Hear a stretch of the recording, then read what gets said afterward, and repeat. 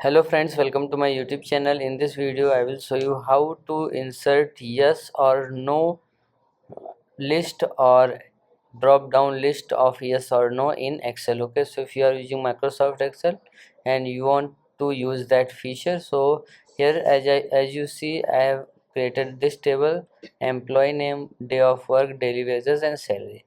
And now I want to add one column here for whether I have paid the salary or not. Okay, so I want to insert yes or no drop down list. So what you have to do to insert that drop down list, you have to just select the cell where you want to insert that. Then you have to go to data option. Okay, then here you will see this data validation. Click on this data validation. Then here you have to just in any value you have to select list. Okay, then here in the source you have to type yes comma no. Okay, then click on ok.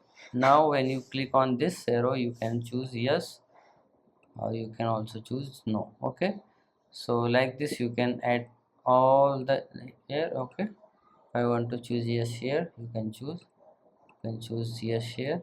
So like this you can add yes or no or drop down list in Excel. So if you like this video, please like my video and also subscribe my channel for more videos like this. Thanks for